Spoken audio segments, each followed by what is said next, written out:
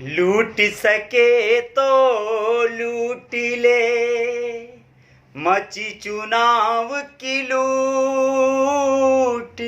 बोलत बोलत थकी गए, अजय सहानी झूठ रे भैया, अजय सहानी झूठ। मैं झूठ नहीं बोलता, मैं झूठ बोल भी नहीं रहा हूं, मैं सच बोलना चाहता हूं। सच बोलना चाहता हूं, लेकिन आखिर कैसे बोलूं? सच तो लोगों को कड़वा लगता है, बुरा लगता है। सच बोलने पर लोग आपको ही गलत ठहरा देते हैं। झूठों का बोलबाला है और एकदम जो है बड़ा मजे में चल रहा है सब कुछ। सच्चे का मुंह काला है, यानी उल्टा चल रहा है भैया। जो लोग झूठे हैं, जो मक्कार हैं, गद्दार हैं, तमाम तरह के बेकार हैं, होशियार हैं, उन्हीं की जय जयकार हो रही है। बाकी तो एकदम सब देख ही रहे हैं, बेकार है। नमस्ते, मैं हूं Ajay Sahni star. Real reporter news के अपने पेज पे पुनः एक बार जय जयकार करने हेतु आप सभी के बीच हूं, आप सभी के साथ हूं और रहूंगा, आजीवन रहूंगा। जय जयकार तो मेरी प्रवृत्ति है, मेरी रगों में दौड़ती है और ये हर हाल में रहेगी। मेरे पेज पे आप सभी का स्वागत है, अभिनंदन है और मेरे रियल रिपोर्टर न्यूज स्टार वाले चैनल पे आप सभी का वंदन है। बहुत बहुत बहुत धन्यवाद जो लोग मुझे इंस्टाग्राम पर फॉलो करते हैं, आप सभी साथियों का, दोस्तों का। सबसे अच्छी बात, मैं बहुत आप सबका आशीर्वाद और स्नेह जो है चाहता हूं, क्योंकि एक बहुत ही शानदार, बहुत ही दुर्लभ और बहुत ही प्यारा सा निषाद चालीसा मेरा लय म्यूजिक एंड मूवीज पर मेरे रात में रिलीज हुआ है, तो उसे आप लोग सुन लीजिएगा। कुछ लोग सुन लिए हैं, बड़ा प्यार दुलार दिए, लेकिन और भी लोग सुन लेंगे तो और अच्छा लगेगा। दस्तावेज है, निषाद समाज के लोग अगर आप हैं तो निश्चित तौर पर सुन लीजिएगा। बाकी जो मित्र साथी हैं वो भी एक कलाकार के तौर पे सुन लेंगे तो खुशी होगी। दोस्तों, अभी मैं जो बात कहने जा रहा था, सुबह सुबह मेरा माथा झंझनाया। एक मेरे दोस्त हैं सूरज भाई, सूरज निषाद, फॉलो करते हैं और मेरे ग्रुप के हिस्सा हैं, मेंबर हैं, दोस्त हैं, साथी हैं, बड़े अच्छे हैं। उनका एक पोस्ट आया। पोस्ट में एक शानदार सा पोस्ट था, लंबा सा था। वह विगत वर्ष का शानदार सा एक अपडेट जारी किए थे, कहीं से भी उनको मिला होगा।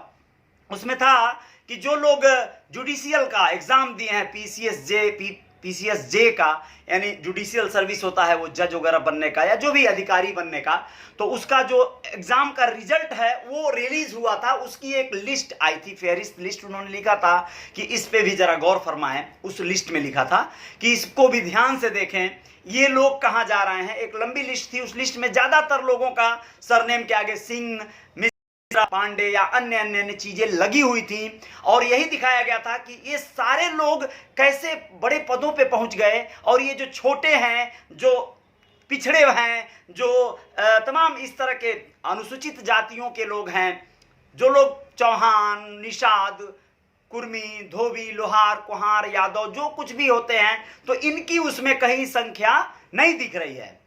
तो आप लोग क्यों भूल जाते हैं कि इसके पीछे, उसमें और भी अच्छी बात लिखी थी कि ये सब तो आरक्षण के पीछे, कांवरिया के पीछे, मंदिर में घंटा बजाने के पीछे लगे हुए हैं, तो ये कहां से उस लिस्ट में जगह बना पाएंगे। बिल्कुल सत्य है, यही तो सत्य है, इसी को तो बोलना है। यहां तो चुनावी लूट मची हुई है, जिसको जहां से मिल पा रहा है वहां से चाह रहा है कि कुछ आय हो जाए, आमदनी हो जाए। कुछ लोग चाह रहे हैं कि कोई आमदनी हो ना हो, हमारा नेता होना चाहिए, चाहे जो भी हो, हमें खून की बाजी और होली खेलने पड़े तो भी कोई दिक्कत नहीं है।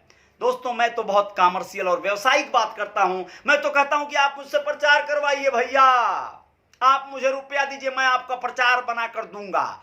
क्या बुरा है यार, व्यवसायिक प्रकल्प है। हम हर कोई, हर व्यक्ति इसी तरह के तत्वों से तो जुड़ा हुआ है। आप क्यों भूल जाते हैं कि बकरे के मीट की दुकान पर खड़े झोला लेकर आप जब अपने बोटी बोटी काट के उस बकरे के जब पीस को इंतजार कर रहे होते हैं तौलने का कि कब वो तराजू में आए और फिर आप उसे लेकर मसाला के साथ घर पर आए, शाम को एक पौवा, एक क्वार्टर लेकर आए और मजे में घर पर जो है जानदार पार्टी हो। सोच कर देखिए, जब उस बकरे को हलाल कर रहा होता है कसाई, तो उस कसाई के मन में एक कौतूहल चल रहा होता है कि अभी बहुत शानदार सा बिक्री होगा, बहुत जानदार से रुपया, 10,000 रुपए उसके गल्ले में आ जाएंगे। उसको क्या उम्मीदें होती हैं? वो बकरा मर रहा होता है, कट रहा होता है, कोई नहीं, वो कटने के लिए है। आप ऐसे समझे यहाँ पर कसाई कौन है और बकरा कौन है? मैं अगर कहीं किसी के लिए कसाई हूं ना, तो हो सकता है कि मैं भी किसी के लिए बकरा हूं। मैं अगर किसी को हलाल कर रहा हूं और अपना घर बनाना चाह रहा हूं, तो मैं भी किसी के द्वारा हो सकता है हलाल हो रहा हूंगा। ये एक सिस्टम है, एक सर्कुलेशन है, इसको रोका नहीं जा सकता। आप नहीं करेंगे तो कोई और करेगा। आप किसी को हलाल न करिए, मैंने सिर्फ उदाहरण दिया। आप एक दूसरे के पूरक हो सकते हैं। जीवन में किसी का नुकसान पहुंचाने के लिए आप जब भी प्लान करेंगे, जब भी सोचेंगे, यह कुदरत इतना शानदार इंतजामात करके रखी है, आपका नुकसान होगा। आपका भी यदा कदा कहीं ना कहीं से बहुत भारी नुकसान होगा। तो नुकसान पहुंचाना नहीं है, आप फायदा पहुंचाने का सोचिए लोगों को, आपका भी फायदा होता चला जाएगा, फायदा मिलता चला जाएगा। कई एक बातें हैं, बहुत विचित्र लीला है। मछलियों को नदी में भर दिया है कुदरत ने, तो जानते हैं अगर उन्हें मारा ना जाए, निषाद मल्लाह मारे ना उन मछलियों को, तो आपको क्या लग रहा है कि मछलियां बहुत ज्यादा हो जाएंगी, नदियों से निकल के बाहर आके आपके घरों में घुस जाएंगी? ऐसा कुछ नहीं होगा। मछलियां जो नदियों में चल रही हैं, जलचर हैं, उन्हें खाने के लिए बड़ी मछलियां भी नदी में घूम रही हैं, उन्हें अपना निवाला बनाएंगी। नदी है तो बहती रहेगी, मछलियां बह के कहीं और चली जाएंगी। बहुत सारा प्रक्रिया है, क्रिया है, निश्चिंत रहें, कुछ नहीं, सिस्टम बना हुआ है। जंगल में हिरन होता है तो शेर भी होता है मेरे भाई। अगर आपके घर में चूहे हैं तो सांप भी आ जाएगा, नेवला आ जाएगा, अगर आपके घर में सांप है तो। कहने का आशय यह है कि सब सिस्टम के तहत चल रहा है। जनता है तो नेता है, और नेता हैं तो उनके ऊपर बैठे कोई आला कमान है, कोई और है, अधिकारी हैं। कभी नेता फंस जाता है, पुलिस वाले किस तरह से घसीट कर ले जाते हैं, आप लोग ये भी देखे होंगे। जिस नेता को सैल्यूट करते थे लोग, सलाम करते थे लोग, उसके हाथों में हथकड़ियां डाल देते हैं। वही प्रशासन शासन जब वो कहीं फंस जाएगा। कहने का आशय यह है कि सब कुछ सिस्टमैटिक चल रहा है। दोस्त मेरे भाई, मैं आप लोगों को बताना चाहता हूं, एक बात क्लियर सुन लीजिए, हमारे बच्चों की जिम्मेदारी और हमारे बच्चों की परवरिश कैसी होनी चाहिए, किस तरह होनी चाहिए, ये आप और हम ही तय करेंगे, न कि कोई तीसरा तय करने आएगा। मैं उन बड़े पिताओं को सलाम करता हूं, उन बड़े जाति के तमाम लोगों को सैल्यूट करता हूं, जिन लोगों के बच्चे आईएएस पीसीएस के सूची में तमाम अपना नाम और अपना सिग्नेचर और अपना टाइटल दर्ज करवा रहे हैं। आप अपने क्लास में ले लीजिए, आपके बच्चे से पूछिए उसके क्लास का सबसे तेज लड़का या लड़की कौन है, आप लोगों को अंदाजा लग जाएगा। आप यकीन मानिए, हम अपने समय के क्लास को अगर याद करते हैं तो हम यही पाते हैं कि हमारे समय में भी हम ज्यादा तादाद वाले जो लोग थे, ज्यादा संख्या वाले जो लोग थे, वो साले बस्ता लेकर ना आना पड़े स्कूल, पीछे बैठने को मिल जाए, हम यही सोचने में परेशान रहते थे, हम यही सोचने में मशगूल रहते थे, और हम छुपते थे, हम डरते थे, हम होमवर्क नहीं कर पाते थे, हमारे घर संसाधन नहीं थे, हम तेज तर्रार माँ बाप के बेटे नहीं थे। इसमें कमियां कहां रह गई हैं? क्या बात है, बाबा साहब भीमराव अंबेडकर उसी जमाने की तो उपज हैं। वो भी तो अभावों में रहकर पढ़ लिख लिए, और जब पढ़ लिख लिए तो विदेशों में जाने का भी अवसर मिल गया, और तमाम ऐसी विभूतियां हैं दोस्तों। कैसे नहीं आप स्वीकार कर सकते हैं इस बात को? आपके बच्चे, याद कीजिए, मैं दावे के साथ कह सकता हूं, आपके बच्चे पढ़ाई लिखाई शिक्षा दीक्षा से ज्यादा चुनाव प्रचार और इस तरह के अपने नेताओं का हुंकार भरने में मशगूल हैं, और आप भी इस पर गर्वान्वित हो रहे हैं। आपका नेता का जिम्मेदारी बनता है कि वो सीधे बैन कर दे कि मेरे सभाओं में, मेरे जनसभाओं, मेरी रैलियों में स्टूडेंट नहीं आएंगे। किसी की औकात है क्या? कोई है ऐसा नेता? अखिलेश यादव हो, चाहे डॉक्टर संजय निषाद हो, चाहे सना मल्लाह मुकेश सहनी हो, चाहे वो नीतीश कुमार हो, चाहे वो नरेंद्र मोदी हो, योगी हो, किसी की भी बात कर रहा हूं, राहुल गांधी हो, प्रियंका गांधी हो, कोई नहीं बचा। सब लोगों ने छात्र शक्ति को सदुपयोग में लाया है, लेकिन किसी की क्षमता है जो कहे ना ना ना ना ना, रैली में स्टूडेंट नॉट अलाउड। स्टूडेंट पढ़ाई करे, आगे बढ़े, अधिकारी बने, नेता बने, कुछ भी बने, लेकिन पढ़ाई करे, ऐसा कोई नहीं कहेगा। वो अपने आप को ही टीचर बता देते हैं। लोग कहते हैं हम सिखाएंगे, युवाओं को नेतृत्व सिखाएंगे, राजनीति सिखाएंगे। जिस दिन आप अपने बच्चों की जिम्मेदारी संभाल लिए और बच्चे को दो तमाचा मार के पूछा, बे बुड़बक कहीं का, कहां जा रहा है बे?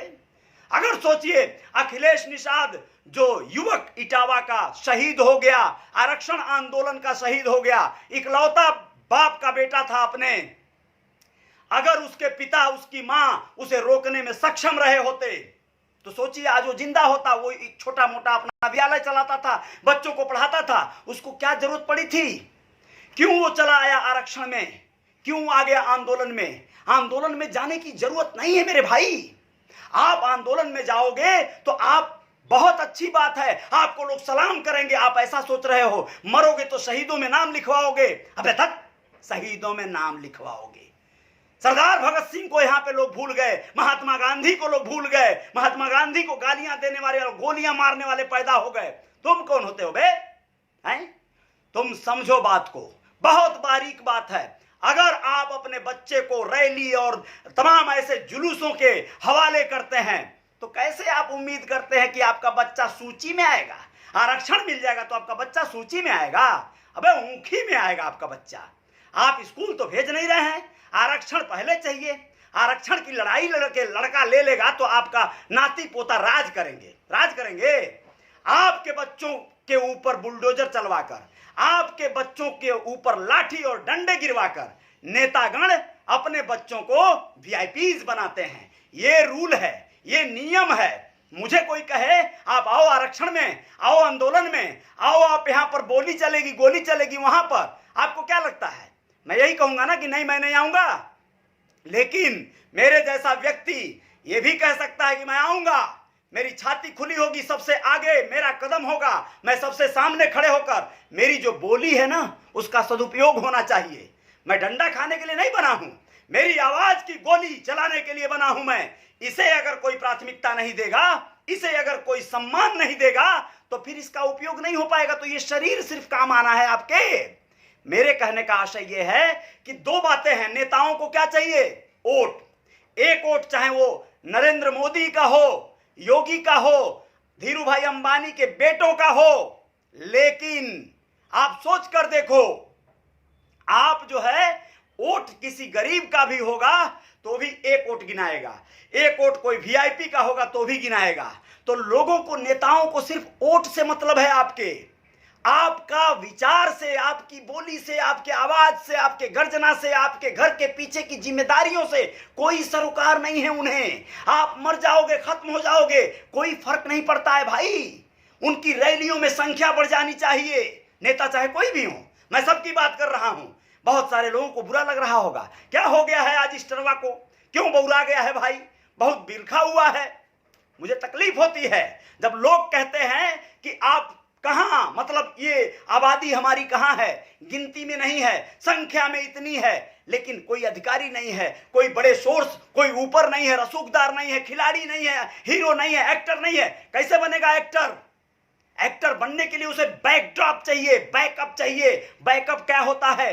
मैं ऐसे पिता का औलाद नहीं हूं जहां से मेरे पिता मुझे बहुत सारे पैसे छोड़ के चले जाते, या मुझे बैकअप मिलता रहता कि मुझे खर्चे चलाने की झंझट नहीं है। मुझे शुरू से ही काम करना पड़ता है। मेरे जैसे तमाम लोगों की बात कर रहा हूं। हम अपना घर चलाने में, अपनी बीवी बच्चों की जिम्मेदारी देखने में मशगूल हो जाते हैं, और फिर उसी में अगर आपको एक्टिंग का या आपको खिलाड़ी बनने का या और कुछ करने का जब जिम्मेदारी आ जाएगा तो आपकी डगर कठिन हो जाएगी। यही चीज अपर लॉबी में नहीं होती है, सवर्णों में नहीं होती है। वो अपने बच्चों को पूरी सहयोग करते हैं, छूट देते हैं। उनके माता पिता बहुत उम्र तक होने के बाद भी उनकी शादी ब्याह या इस तरह के बंधनों में बांधकर उनको जिम्मेदारियों के दायरे में नहीं घेरते हैं, उनको सपोर्ट करते हैं, बेटियों तक को पढ़ाते हैं, जोरदार शिक्षा, उच्च शिक्षा के लिए दूर भेजते हैं, हॉस्टल में भेजते हैं। ये सब क्या है? आप लोग उनसे दांत दे पाएंगे? आप अपने बच्चों का 8 पास हुआ नहीं, 9 पास हुआ नहीं कि पासपोर्ट बनवाने की तैयारी लग जाती है। फर्जी जो है आप दस्तावेज बनवाकर अपने बच्चों का पासपोर्ट बनवाते हैं उम्र बढ़ाने के लिए। ऐसे ऐसे हालात से आप गुजर रहे हैं, आप उनका दांत दे लेंगे?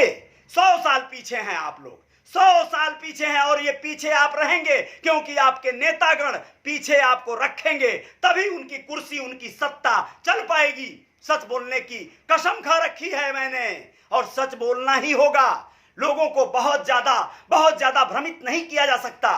यह भ्रमजाल टूटेगा, और जिस दिन टूटेगा, ये लोग जिस दिन समझ जाएंगे इस चीज को, उस दिन बहुत दुखी होंगे, बहुत कोसेंगे। मैं चाहता हूं आज नहीं तो कल आने वाली जो आबादी है, जो नस्लें हैं, वो बोल सके फख्र से कि अजय साहनी स्टार जो कहता था 10 साल पहले, वो बिल्कुल सत्य कहता था। आप उनसे तुलना करने चले हैं, आप उनसे तुलना करने चले हैं जिनके घर परिवार में बच्चों को पूरी सहूलियत दी जाती है शिक्षा दीक्षा की। आप नहीं कर सकते। यकीन मानिए बाबू, आप अभी बहुत पीछे हैं, लेकिन कैसे हो पाएगा? आप अपनी मानसिकता को बदलिए, आप अच्छे अभिभावक बनिए, अपने बच्चों को शिक्षा दीजिए, अपने बच्चों को पढ़ाइए लिखाइए। मैं एक बेटी का वीडियो अपलोड करूंगा इसी पेज पर, आप लोग देखिएगा। उसका नाम है ईशा दास।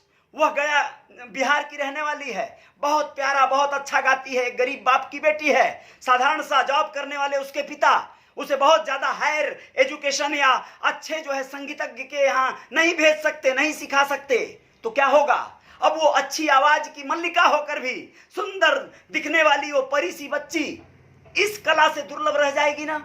सब लोग लता मंगेशकर जैसे नहीं हो सकते। उनके पिता जो है संगीतकार थे।